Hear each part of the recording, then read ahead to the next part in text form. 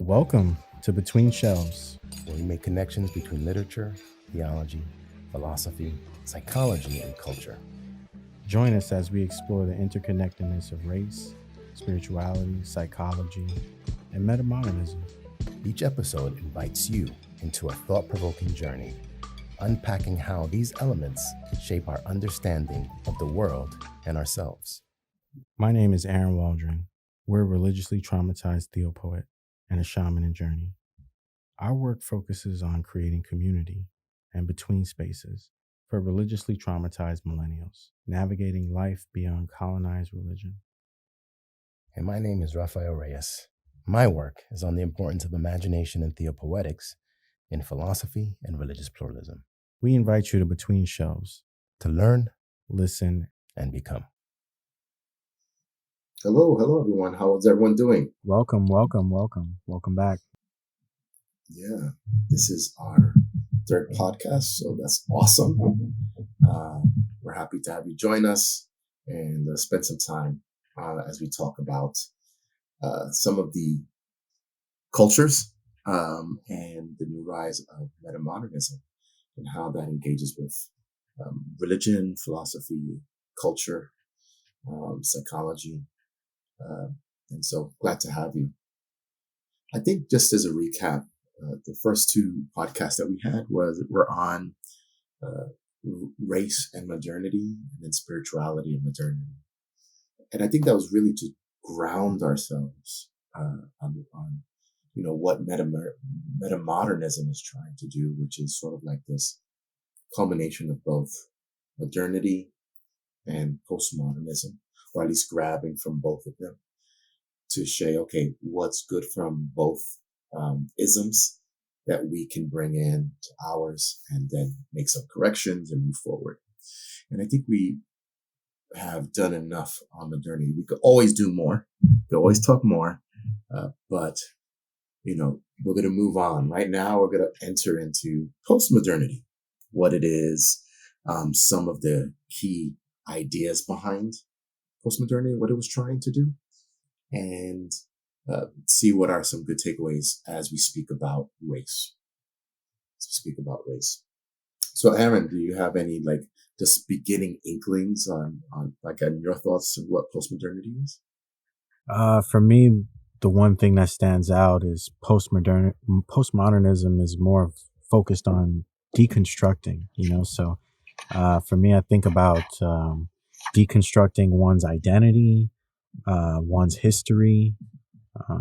So for me, it's been definitely a path or a journey of self-discovery, but also considering all these different components that affect me. I'm more of a mix, so I don't come from just one lineage. And so it makes it very complicated to figure out where my origins are. But yeah, in postmodernism, for me, right now, I'm trying to figure out who am I beyond slavery, before slavery, So, yeah. That's awesome. I think just to offer some context on transitions, if we were to look at a historically linear timeline, postmodernity really blows up post World War II. In World War II, all of the horrific events and the catastrophes and everything that happened there really started to make a large number of the population really question the idea of truths and grand narratives, meta-narratives, and this modernist thought. And I think with that comes this new array of authors and scholars that really are trying to deal with what is it that we are seeing in society. This is where we get I think this is Sartre and Camus. We're now talking about authors such as Jacques Derrida, Gilles Deleuze, Julia Kristeva, Jacques Lacan, and these authors that are coming out of the French, these are mostly the French authors that I'm familiar with, post-modernity and post-structuralism. But World War II really sort of sets the tone, sort of like, oh my gosh, I thought we were a superpower and we are not. And so it kind of jostled not only the people of the United States, but people all over the world. And really started to question this notion of meta narratives, truth, really bringing in a form of skepticism. And that is what postmodernity is. That's what postmodernism is, really. Postmodernity, I can argue, is sort of like these thoughts and ideas in day-to-day life and the films and all of that stuff. But postmodernism as a way of thinking, is really the key piece here. People are starting to lose faith, if you will, if I can say that. And I think that's where postmodernity gets these key ideas. I had written down some of them. Number one, postmodernity is anti-foundationalist, means there's no solid foundation, or like this one true foundation. There's no such thing as a grand narrative, right? There's no overarching story that defines who we are as a people, that defines who we are as human beings. There's no essentialism. And this is really important when we start talking about essentialism, because essentialism is where we start talking about identity. But essentialism is those things that are inherent within us that are unchanging. So that if we're Latinos, there's this unchanging property within us that's inherent, that's not brought about by history, but is brought about by something else, right? That essentialness. So there's no essentialism. And there's no determinism, which means all events are predetermined. So postmodernity is sort of really kind of pushing back or smacking in the face, maybe religion and some of the aspects that it's throwing out. It's smacking in the face a little bit of Rome and Greece, which talked about fate. And right, there's these things that are determined, and all that nature. So it's doing a lot. Postmodernity it was effective in causing a stir, because now it's starting to kind of really say, everything that we once thought is just not true. And pushing us to say, well, then what is true? And that has interesting implications when we talk about race and even when we talk about spirituality.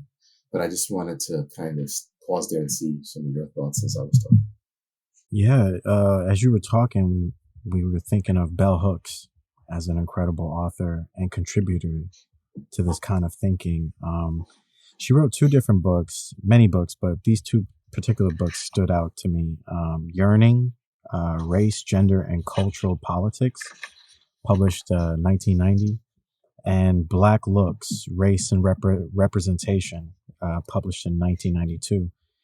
And so Hooks, she was critiquing how race and representation are intertwined in cultural narratives. These overarching grand narratives that we're talking about in postmodernism that are, not helpful, but tend to make it a little bit more complicated. She was going a step further, trying to deconstruct that even further. You know what I mean? Like, what is this overarching narrative? Is it possibly a colonial narrative, an oppressor narrative, a slave master narrative, And so we have to be careful that these grand narratives are not acts of superiority, or reflections of superiority. And because if we do that, then we fall into, we don't really have freedom or control over our own livelihoods and our choices. We're just following. We're being told what to do, what to be, how to think. And so Bell Hooks does an incredible job, in my opinion, of trying to navigate race, gender, and culture through these, especially Western world politics and cultural narratives. It's hard to think that your family existed before slavery. That may sound crazy, but how many of us can actually, say that we know that information or know that history or that connection to that time where before colonial imperialistic powers came and said, you can no longer do those things. You do this now because it's proper, pure, the right way, or it's what God ordained. Well, what are your thoughts? No, that's wonderful. I was also reading bell hooks. Bell hooks is central here when we're looking at postmodernity. She was writing during that time. She actually had an article called Postmodern Blackness. And when you said the book Yearning, what's funny is that in her writing, she says yearning is a powerful metaphor of what we long for in Blackness and Black identity. So, I mean, there's so many parts prior, but I'm going to jump into the bell hooks piece and some of the notes I have written down. First of all, I think she does critique, or she does accept some of the critiques of postmodernity. Postmodernism is very academic and it wasn't meant, or it doesn't seem like it was meant to be like in the populist areas. We only have versions of it, what it looks like in popular spaces. And she goes, it's too kind of heady, too high. Some of the terms and terminology is there. I want to say something to that really quickly. Postmodernism, post-structuralism, postmodernism and postcolonialism is some form of post-structuralism. Post-structuralism was meant to, is frames of thinking that pushes back on the notion that if I know a system or if I know the structure, I know who they are. And post-structuralism, in the very, very, specific pieces of what they are and what they are not, highlights that. One of the things that's important about post-structuralism is it's naturally confounding. It's hard, but it's done on purpose because each author is trying to create something new, right? And they're trying to create a language.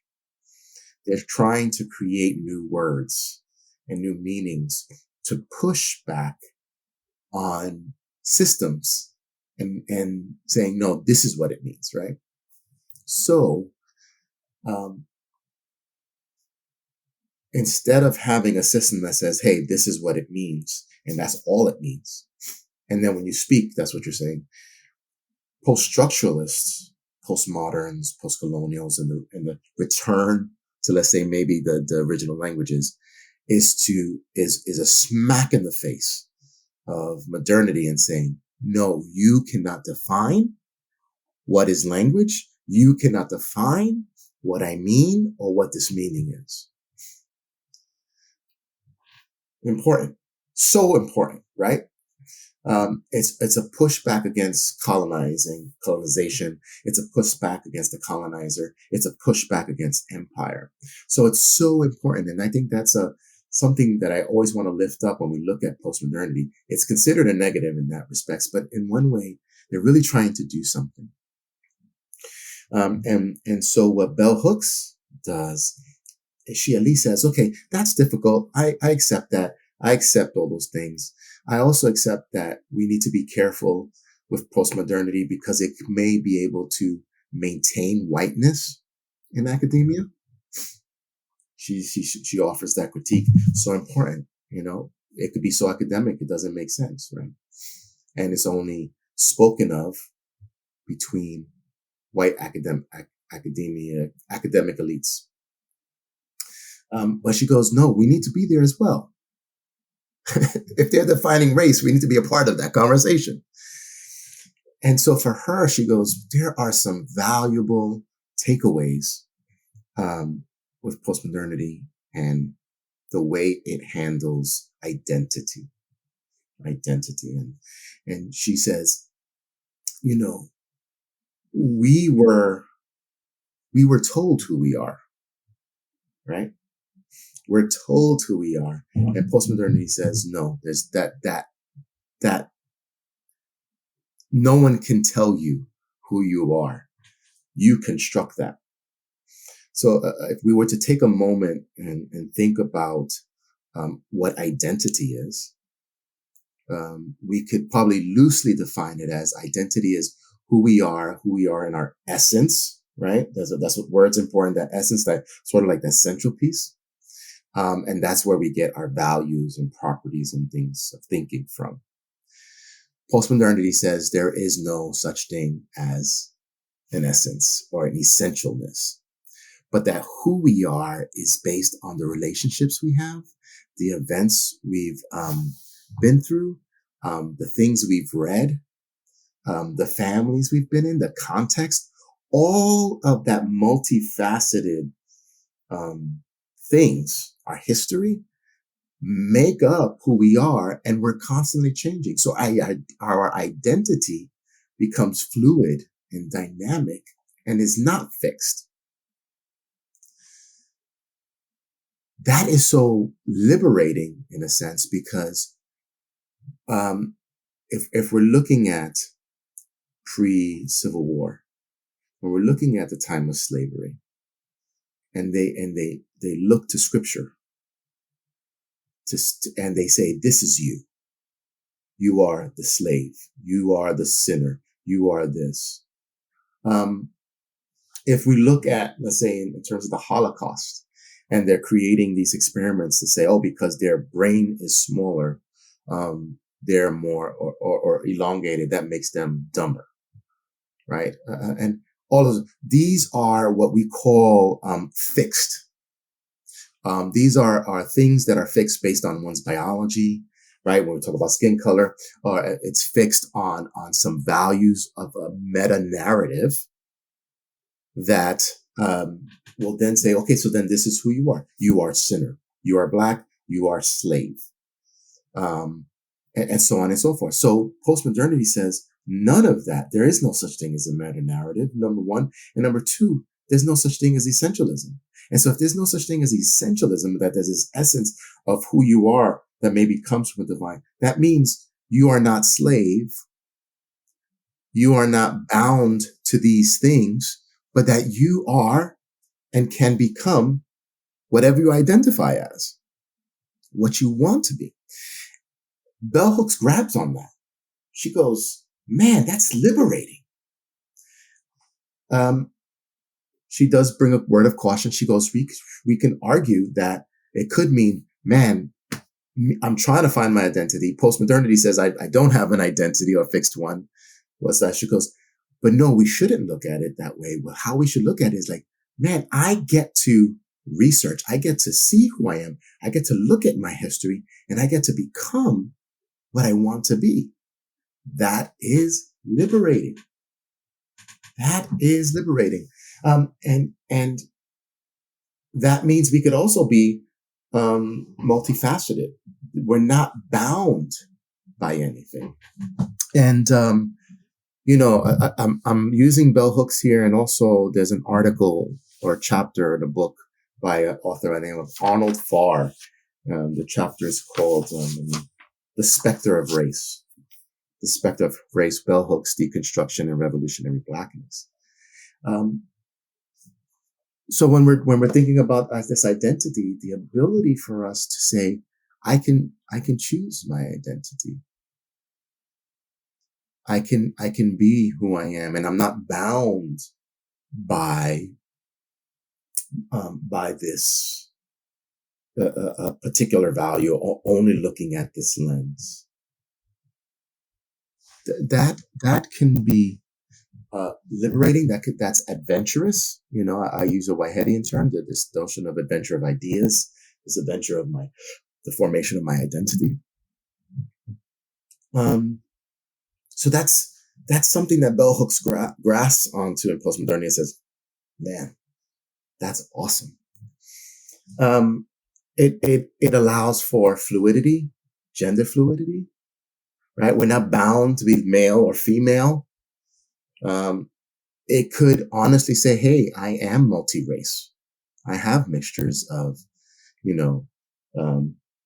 African, Taino, Spain, Turkish, Jewish, and really allows, then that's from looking at it from a biological standpoint, says, I'm dynamic in that sense. My identity is not bound by one location in one space, but I have these other spaces that make up who I am. And really then becomes an argument that I don't even know if I can call myself just this, right? I'm only Puerto Rican. But Puerto Rican is where I'm coming from. That's my history. So I'll hold on to that for a while. There's, and this idea of a decentered subject or the crisis or the identity it was really meant in postmodernity to be freeing and liberating. Unfortunately, it hasn't worked out that way. Having the subject as decentered probably has caused a lot of trouble, because then it says, then who are we? Probably we haven't been taught, well, how do I find myself? I think that's really a good metaphor, an analogy to say that, how do I find myself? And so then what I think happens is that it doubles down on returning to old patterns, old centeredness, and why there's such a rough critique on this. But nevertheless, we see from this decentering of the subject, post-colonialism, decolonialism, acolonialism, these frameworks that are so valuable in academia and outside, as ways of critiquing colonization, the colonial rule, and really finding ourselves again. I think what we, and I'm going to pause so if you can chime in. What we're getting is, the fear that there is a tribalism, because now we're packing ourselves into certain groups and says, okay, I'm Taino or I'm Puerto Rican. Not many else can fit in that group. And we subjectivize ourselves, or we break ourselves so much that we don't find our relationship or connectivity in others, or cannot join or unify around a certain idea to move forward. And I think that's another, if we were to look at another critique of postmodernism, or its outcome, is that it hasn't been able to do that because its role is something you said. It deconstructs. And I'll pause there and let you talk a little bit. Yeah, no, you bring up a lot of great points. But for me, I think one thing that really stood out to me while you were talking was spirituality. It seems like there's a dimension to this that's spiritual. When we think of postmodernism, we started to see it as shadow work. When someone starts to do this shadow work, in spiritual terms, that's just basically going inward towards yourself, or dealing with those darker components of yourself. And then meta-modernism is the opportunity or the space post shadow work, like after you've wrestled with your darker half, after you've gone in the basement and you've sort of navigated some things down there with very limited light. You found yourself not afraid of the dark as much, these kind of things spiritually. What do you do after that? Because it seems like when we're in shadow work, or when we're in deconstruction mode, or postmodernism frame of thinking, we're so fixated on the problems, the issues that need our attention. But then when we come upstairs from the basement, or we come into the light, back into the mundane, the world amongst other people, what exactly do we do? How do we operate? How do we think then? How do we engage? What is sacred now? Because all these things have changed based on us deconstructing, right? And when our frame of thinking changes, our reality changes, the very matrix we're in changes. A lot of people loosely talk about this, right? Like 2025, I'm going to be in a different, realm, or a different dimension of thinking, 5D, and all these are beautiful symbolic terms, just alluding to, I'm going to think different moving forward. I know things now that are different. I'm going to move different. I'm going to engage differently. I'm going to love differently. And that includes ourselves. I know for me personally, 2025, we are definitely further advancing, learning how to love ourselves, and what that looks like. Because we're not always beautiful, like there's elements to us that are ugly, but even in that ugliness, that sacredness there, spiritually speaking, like that's us, and we got to deal with that part. Yeah, we can deconstruct it, but after that, how do we rebuild it? How do we put it back into a new form that suits us or serves us better, so yeah, when you were saying not bound, that was a powerful, for me, powerful term, to not be bound, but to think that even languages bound us, right?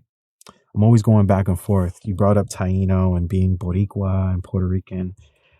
We have some of that in us, but at the same time, we struggle personally with the language, the language. We struggle with the people that say, you should know the language better, and there's a part of me that's like, I hear you, but the language is the reason why you can't see past yourself or see others in a loving light, not to say that the language makes us bad people, but the language just puts blinders on, if you could see it that way, where we don't see other people, and we don't see how they're in pain in a similar way, or they're dealing with similar challenges.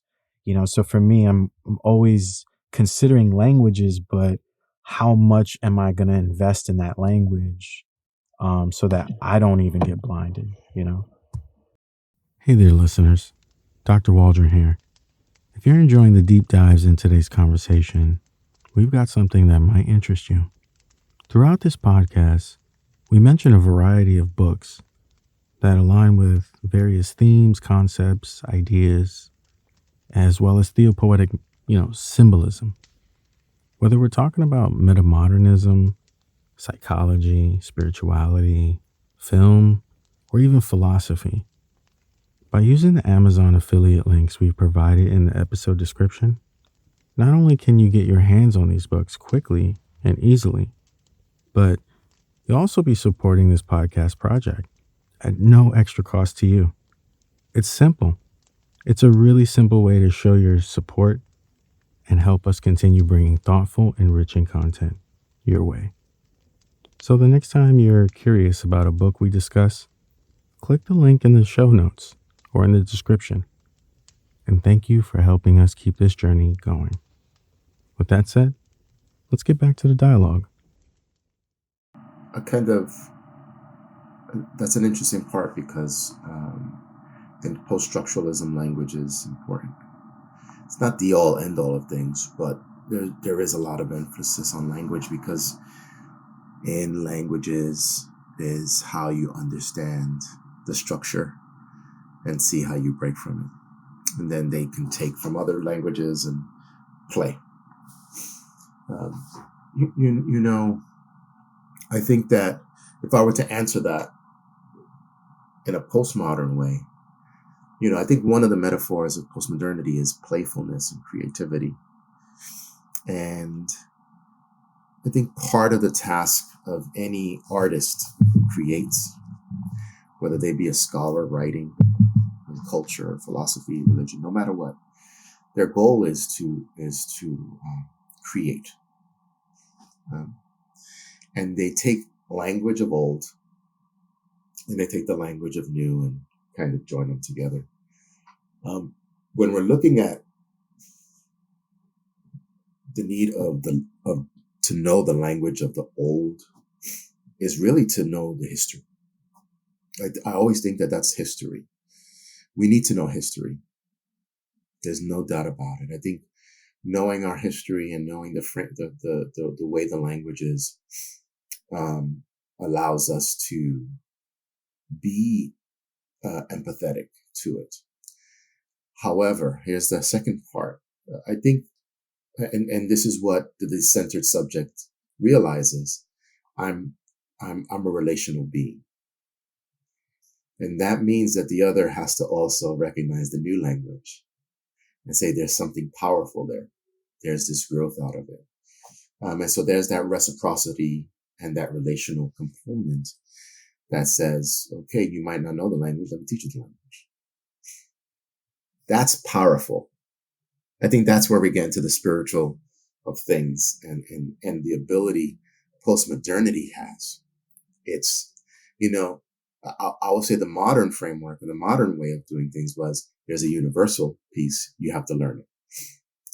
Postmodernity says, oh wow, there's a lot of languages, and I'm never going to get a one-to-one, but this sounds similar to this.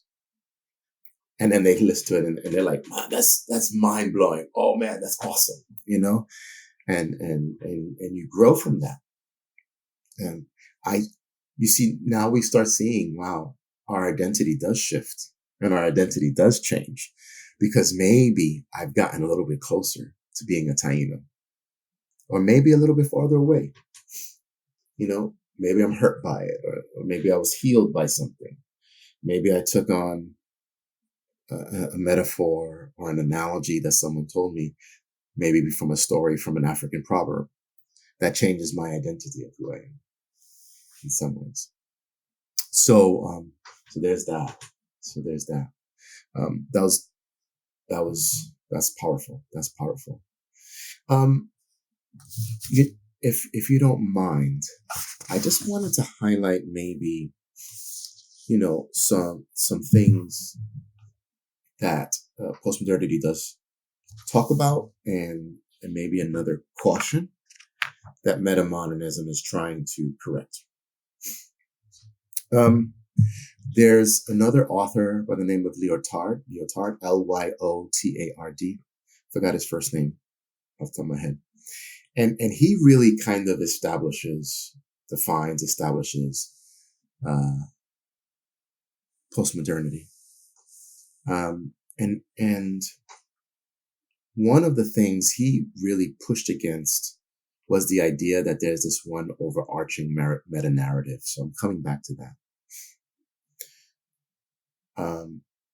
This idea that there's this one story that fits everybody. That's problematic, right? I'm born and raised Christian, Pentecostal. But even he would argue that has cracks. Christianity has cracks. So when you study Christian history, you start noticing, oh my gosh, there are a lot of cracks. I want to make that note. Christian history is ugly. I just finished teaching that class to my students, and it is ugly. It's not pretty. There's beauty in it, but in that beauty, there is a lot of ugliness in it as well. But this idea that there's an overarching story that governs it all, or that covers it all, is just not there in postmodernity. And he says meta-narratives have lost their power and their legitimacy. And what we need to start emphasizing are little narratives, or the smaller narratives, to push against these meta narratives. We have an author by the name of Michel Foucault. He takes on that. He holds on to genealogy, which is that study in archaeology, to find marginalized knowledges and see where those cracks arise within the universal knowledges. I mean, this is key. This is so helpful, right? How will we have known? Once again, I'll stay within my context as a Puerto Rican. I didn't know that the United States, I thought the United States was doing a grand thing. Didn't know that the United States came in and were testing out IUDs on women when they were giving them a gynecological exam, and knocked out a whole generation of Puerto Ricans. And we're not told.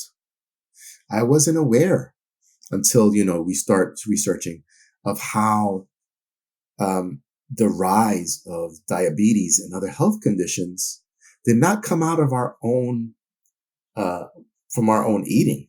But when we took on the FDA's model of what's healthy eating, and then they brought to us canned foods and things of that, highly processed foods, which we know now is destructive for our bodies, and causing a lot of the health concerns that we see in Puerto Rico. So this idea that we need to return to these are the narratives that make us who we are, these smaller narratives, to understand diversity and difference is key in postmodernity. This idea of having local and contextual knowledge. But what that does, it moves us away from any types of supernaturalist thinking. It makes us more secular and more subjective.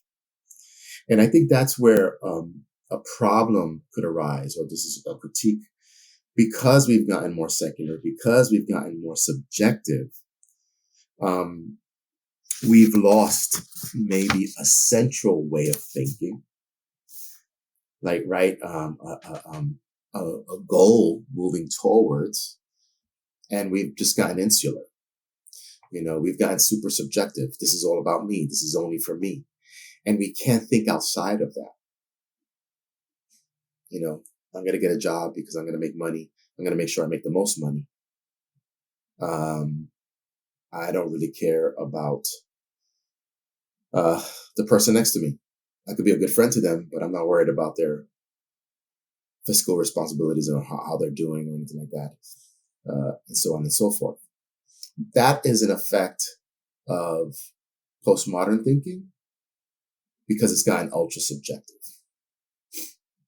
I think an example of that on a large scale is when we say, let's say if we're looking at someone that's a stockbroker, and then the stockbroker, they say, your job is to make sure that I make as much money as possible in stocks, without worrying about any of the ramifications of putting money into that stock does.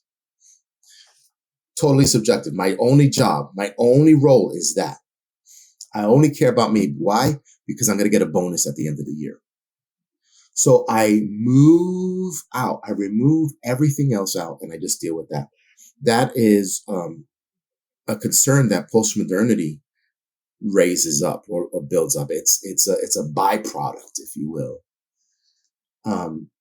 of postmodern thinking, or that's where it moved into. Not that that's what its goal was. In its ideal, it wasn't meant for that, right? But that's kind of where it kind of led to. And if I could say one more thing, it also led to this idea of nihilism, because there's so much meaning, because everyone has all of these different meanings and different knowledges. There's no one knowledge. There's no one meaning. And so everything means nothing. It leads to nihilism. That means you can do whatever you want, and it doesn't mean anything. Byproduct of that, I don't know if you watched, I don't know if it was a 1990s film called Kids. It's a powerful film based on nihilistic thinking, in which a young follows a group of teenagers, and they're doing whatever they want because at the end of the day, it doesn't mean anything.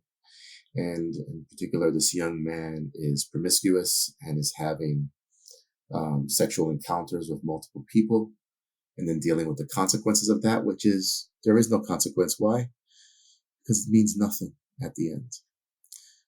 It's a powerful film that detects that, that reflects nihilism, and something to think about. You have an author by the name of Francis Schaeffer. The reason why I bring him up because I've read his work, and he really tries to respond to that nihilism that's happening in postmodernity. He's a Christian thinker, and he was trying to offer a response. How now shall we live is one of the texts. I admire him a lot. I don't know if I agree with everything he says, but I do agree with that negative turn of postmodernity. I don't think it was meant to go that route, but it kind of did. And I think those are the parts, nihilism, too much subjectivity and not really thinking about the other, can be a problem in postmodernism. That we have to come to grips with and be aware of. I'll say one more thing and then back to you. I remember something that Dietrich Bonhoeffer said, and I looked up the quote real quick, and he goes, "Let him who cannot be alone beware of community. Let him who is not in community beware of being alone. Each by itself has profound perils and pitfalls. One who wants fellowship without solitude plunges into the void of words and feelings, and the one who seeks solitude without fellowship perishes in the abyss of vanity, self-infatuation, and despair." And that's from his book, Life Together. And I think, postmodernity in some sense kind of missed that mark there in the way it traveled. It got too subjective when it should have been, I'm liberating identity. But I still need to engage with community. I still need to do sort of like that, what we see in the Matrix film, that community that forms when one realizes who they are. But it's not going to be that same structure that happens within the Matrix, right? Hierarchical structures, but this more socialized order that happens there. And brings in a word that I think you like, which is the word trust. So you might want to talk a bit about that. Yeah, trust is definitely a very interesting term, especially in our last part of the dialogue, last episode. We were talking about spirituality and modernity. Yeah. We were talking about spirituality and modernity, and we were talking about this thing of predictability you mentioned, which is still echoing in the dialogue.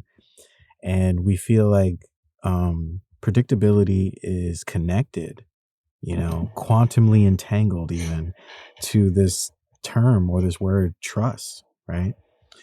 So I think that's very interesting. Please, you want to add something? I guess a question.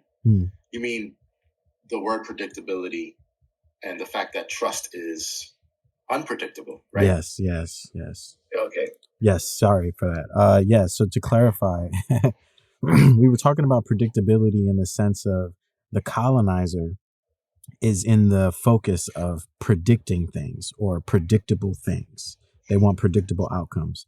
But when we start to see like this more spiritual, kind of individual, self-awakening kind of method, you start to see that you're stepping further into the unpredictable. And that's where spirituality and faith kind of swim together, And so we start to develop this new sense of what is faith beyond predictability. And to tie it in, we come from Christianity, and Christianity, there's a lot of predictability to that. We have calendars, and we have structures and timelines and rituals, and all this stuff is predictable. Every year, there's Christmas and the celebration of the birth of Christ. This is a predictable ritual, a predictable feeling, a predictable time of the year. So there's like this complex, multifaceted event going on, That's right? interesting. And you have an opportunity now. Well, Empire has an opportunity that they capitalize on. And they say, if you are going to participate in this like clockwork on a predictable pattern, then we might as well capitalize and sell things and profit from the people, because they're in the mood, they're in the feeling, they're in the mindset of this particular thing. And so when we're talking about trust, right? Even right now, as we're having this dialogue in 2024 going into 2025, amongst the people in America, there's a lot of us that are losing trust in things that we should be trusting, right? Like structures and government and authorities, and uh, even police, right? That's been questionable for some time now, since the beating of Rodney King. So this idea of trust, it takes a lot. And when we start to step away from things that we used to trust, we kind of are traumatized. I think you were alluding to this, that how do we now even reconstruct this idea or ability to trust in anything, because we're so traumatized by not being able to trust things, And so I guess in Christian terms, if Jesus or Yeshua were to show up today, would you really trust that figure, that symbol? Because you've been so hurt and lied to so much, you may not even be able to recognize, um, divinity in the flesh like that, or a person that has a lot of love to offer, or a lot of truthful things to offer you. You may not be able to recognize them because you're so battered and hurt from the manipulation, the lies, the constant lying to your face. What does that do to the psyche, after a while? We can see this even in behavioral patterns. And this is something we were thinking of when you brought up the film that you brought up. We thought of A Clockwork Yes. Orange. Have you seen that? Oh, Yeah. great film. 1972. Yes. And that's really focused on behavioral patterns and how, it affects humans, right? So you have the main character kind of having this, I don't care about nothing. I don't care about anything. I don't care about the repercussions. I don't care about pain or suffering. And, and he was the leader of a gang, and they were doing gang things. But it's not until he was incarcerated and they offered him this kind of program where they try to modify or change behavioral patterns based on simple things like pain, and it's so interesting because we are behavioral beings like that. Like we rely on patterns of behavior, and we can alter them based on trauma or exposure to constant changes in your environment, even, you know what I mean? Like we see this even in animals. So it's really interesting for me, to think about it in the sense of, what do you trust, and how does one even begin to trust themselves if the systems prior never prompted us to even begin thinking that we could trust ourselves, because it was really focused on us trusting them, you know? What do you think? No, there's tons of things that I'm thinking about as you were engaging. I think number one, you mentioned an interesting point when we're talking about trust. We lose our trust, right? Because we've been traumatized, let's say within religion, we don't know what to think anymore. And um, Jacques Derrida, talks about something similar to that. And he goes, the difference between the Messiah and the Messianic. He goes, we can be so we can always be looking for a Messiah and missed out on the messianic. We're always looking for this. It has to look like this. When what we should be doing is saying, no, here are probably some of the principles of what the messianic would look like, which then borders on trust. I have to trust that what this person is exemplifying really relates to the messianic, rather than it being a white man coming in with a Cadillac, or these days it would be a Tesla, coming in and doing stuff. And so he says it's that messianic that we should be looking for, and not that Messiah. He shouldn't look like us, the one to bring hope and restoration. If so, it's always looking for the messianic. So I was sharing that. I think another part of trust, and you're alluding to it very much. Trust is something that is not in ourselves. It's not subjective. It's actually letting go of everything of ours and saying, I gotta trust you that you're going to say what you're going to do. Catherine Keller kind of talks about that in her work, in one of her systematic theology books, but she uses the term fuzzy logic. It's truey, but it's not like really true. We kind of have to trust, that what the person says is true enough, and can no longer just be us and assurance. You kind of do have to take it on faith. You have that kind of piece. When we're looking at the matrix, when they are in the society that they're in, and they have to trust one another to do the work that they need to do. I'm here creating rockets to fight against, the robots, and this group is preparing to do this, and this group is preparing the food, and we trust in one another. There's actually even a trust in machines in the matrix, that they're doing water reclamation and water filtration. We kind of, in that discussion between one of the I forgot what they're called, but it was Neo and this other man. And he goes, we could shut them off when we want. Yeah, but then we'd have to really think about how we're going to get clean water, how we're going to get power. We have a trust. We trust that they're going to do this all the time. And this word in particular, and for this discussion, actually comes out of an author by the name of Ihab Hassan. He wrote a chapter called Beyond Postmodernism, Towards an Aesthetic of Trust. I love the fact that he uses aesthetic of trust, because aesthetic is art-based, right? It's poetic. And therefore is not put in mathematical terms. It's not put in those type of literal terms. And that means it's something that's kind of felt. It's something that we kind of realize, something that forces us to slow down and think about in order to grasp at it. It means we have to wait, right? We got to wait for the other if we're going to trust on them. All of those pieces. So it's an aesthetics. It contains all those components.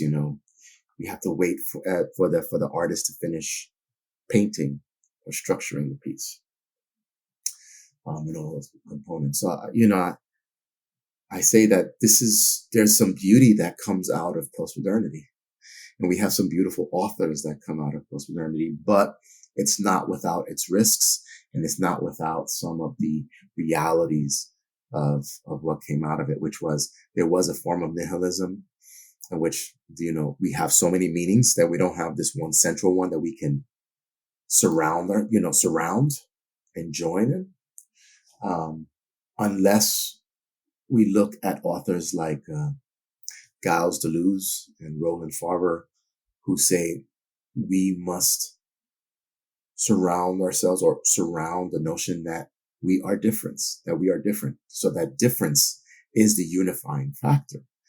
And we can go from there. But still, we have to deal with, well, how do we talk about that when we're in a political space? How do we talk about that in any of these other venues, right? Difference isn't enough, maybe. What does difference look like when we have like a food scarcity? We're not going to give away just cans of canned meat when there's groups that can't eat meat or can't do this or can't do that. You know, that's a simple example, maybe a dumb example, but it's an example of how do we turn the notion of difference into something more concrete that we can rally around to be able to talk and resolve. That's the weakness of postmodernity, because its goal was to, like you mentioned, deconstruct as opposed to reconstruct. So nihilism, this idea of they don't, there's no way of thinking about how to reconstruct things, because I don't think that's postmodernity's or post-structuralism's job. This idea of the crisis of identity in crisis, you know, it allows for freedom and there's a liberation of it, but maybe doesn't provide a guide as to, well, how does one find identity? Because its goal is to free oneself, to reveal some of the power structures, some of the hidden meanings behind certain things, so that you can become aware and be like, well, screw that, I don't want that.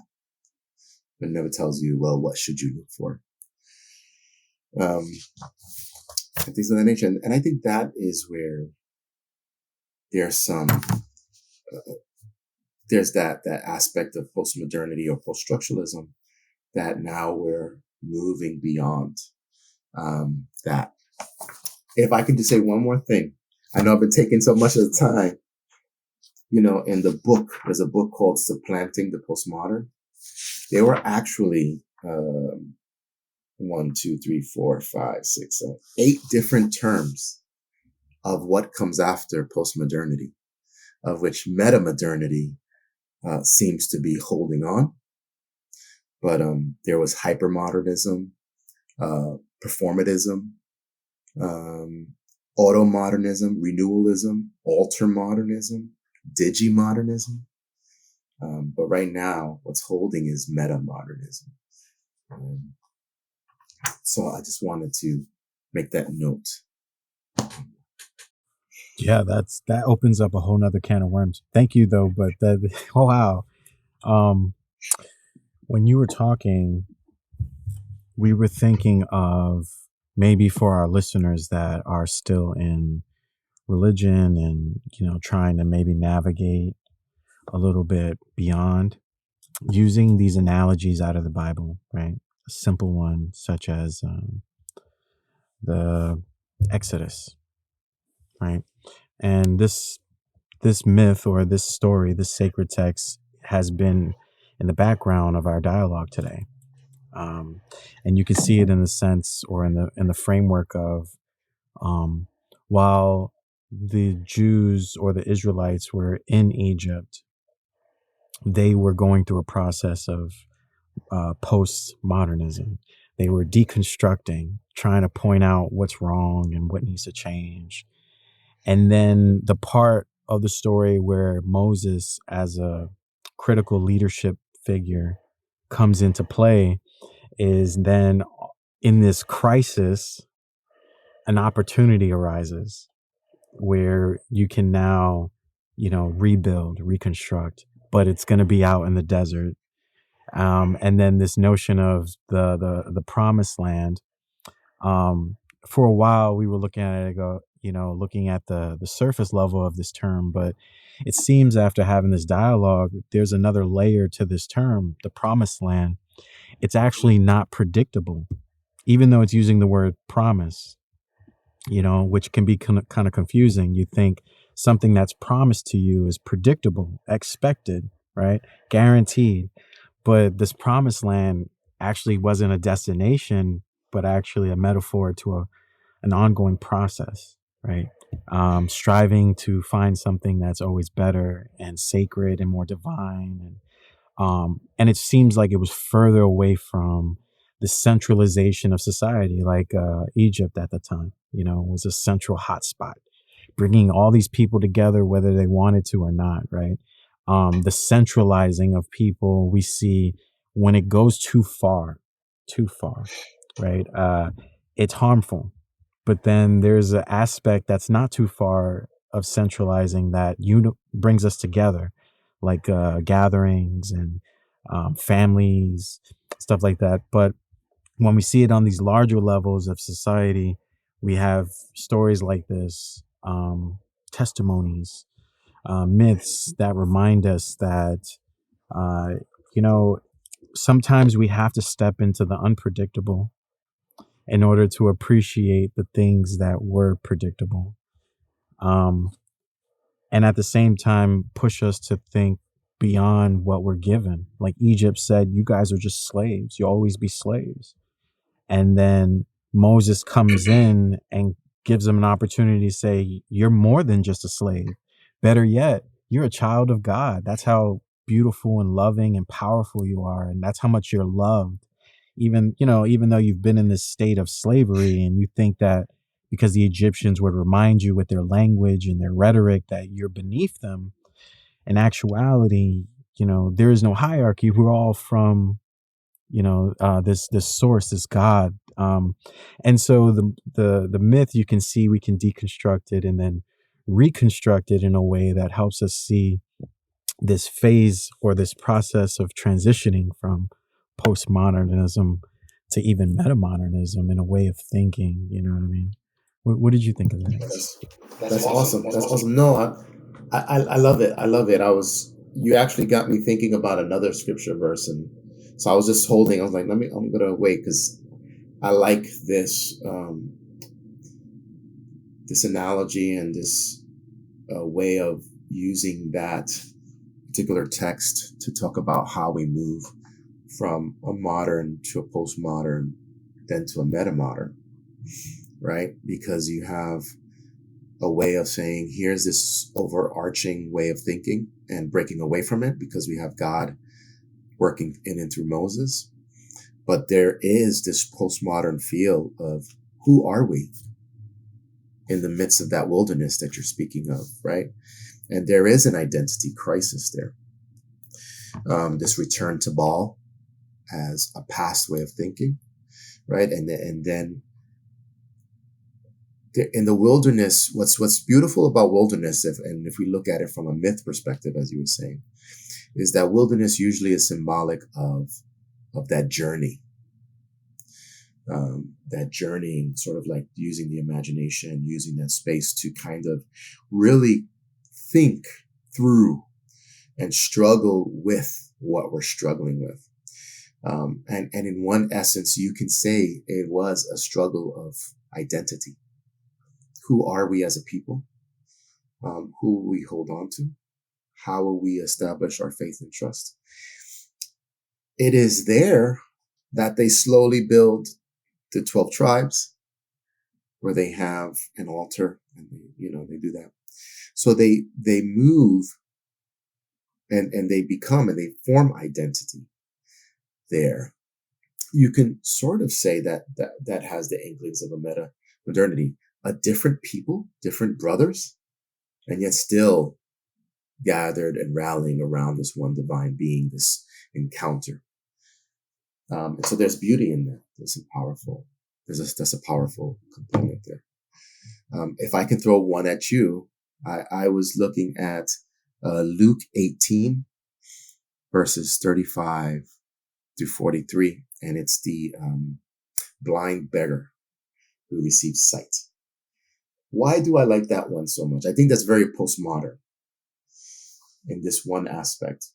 The blind beggar, in his social context, he's blind. So we know once you're blind, guess what? There's only one thing you can do for the rest of your life. It's to beg. That, though, was placed upon him by society. So who is the one that is defining the value of a blind person? Well, it's societally. The society is saying, you're blind, you're a beggar. That's the best you can do. And that's time in and time out, all that can be done. He has no say in that. He has no say in that whatsoever. So when Jesus comes, he says, Hijo de David, ten piedad de mí. My God, my God. No, son of David, have mercy on me. The guy had no inkling of what was going to happen post anything that would happen. But at the moment of his being healed, the moment that his eyes are opened, that he's awakened, we don't hear anything else about him. But I can officially tell you that his life is officially ruined because he is no longer blind. He is no longer a beggar. What the heck is he going to do? But he leaves happy. He leaves rejoicing, which for me is a postmodern sense of I get to explore my identity. I get to finally explore who I am. And I'm not confined by this blindness, but I have a new set of tools now that I can work with and explore and adventure. I think that's powerful. I think we can use that in a postmodern way to talk about that lifting of the veil, that wokeness, this idea of now I can engage more, and once again, it changes my identity of who I am. I know. So two great verse scriptures that play with modernity, postmodernity, and what can be used to. Yeah, definitely. I love that scripture, by the way. That's a great addition because you're right. We see it very vividly. Because when you think about it, right? Think about it from like a everyday practical lens, right? A man is blind. Let's say he's literally blind, right? And somehow you make his eyes work where he can now see the world, right? You would think like, oh my God, this is great, right? But in practical terms, this is traumatizing, right? This person has never seen light, maybe.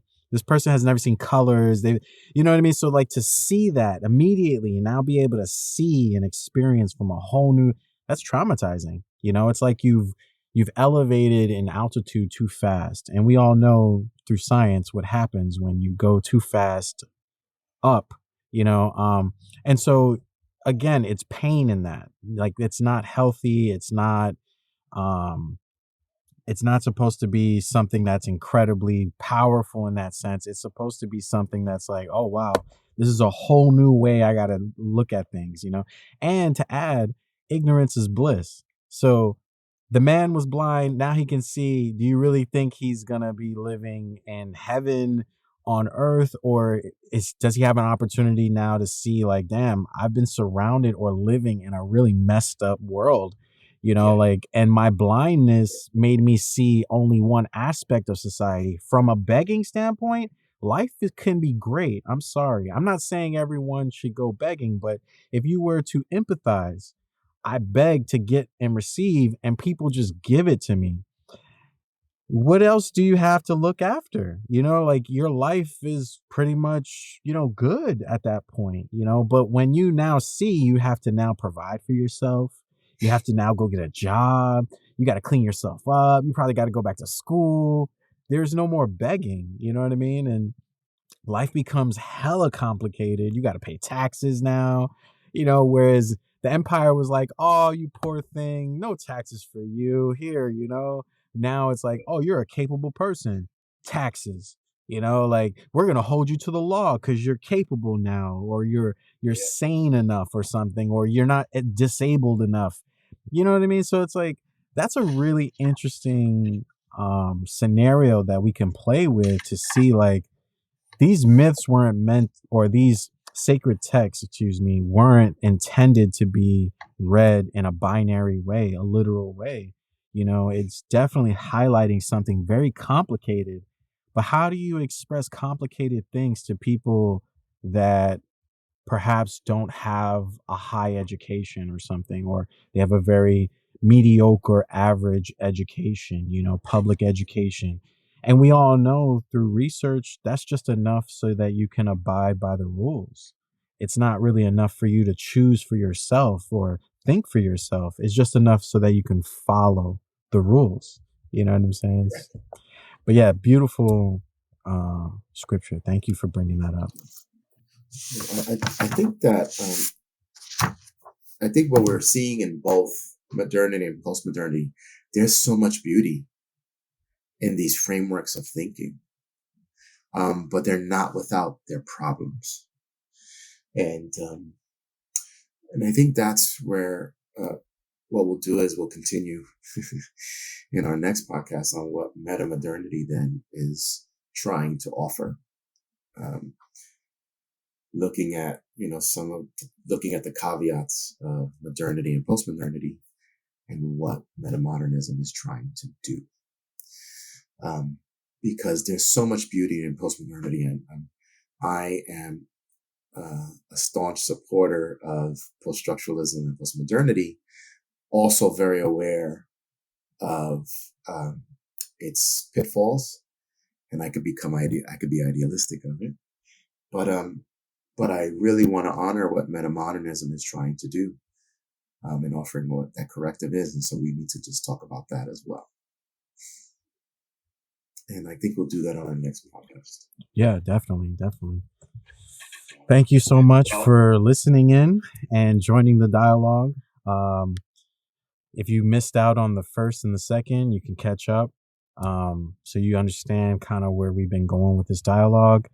Again, if you like the content, subscribe, like, share. It's all about sharing information. And remember, in the links below, we have affiliate links. So any of the books that we brought up, again, you can find. And if you want to purchase easily, you can. So keep that in mind. Did you have any closing thoughts, Raphael? I think that I want to just highlight this one thing that Alfred North Whitehead wrote in his essays on philosophy. In every stage, there's a problem, and we bring something to resolve it. But as time passes, those things that we resolved end up being problems in themselves. Modernity was trying to correct something, trying to reveal something, but then it came up with problems. Postmodernity came up to resolve something and to lift up, but also has its problems. And now we're jumping into what meta-modernity might resolve. But I think if anything, if history teaches us, it will always have its weaknesses as well. The idea is always to honor it and to see what it resolves, to answer those questions, and to build, right? I'm going to take a postmodern piece. We're always assembling, an assemblage, a building. And that's going to be the most important part, that we're building one another in knowledge, that we're building one another in developing our identity, who we are in our culture. And that's the best that we can do.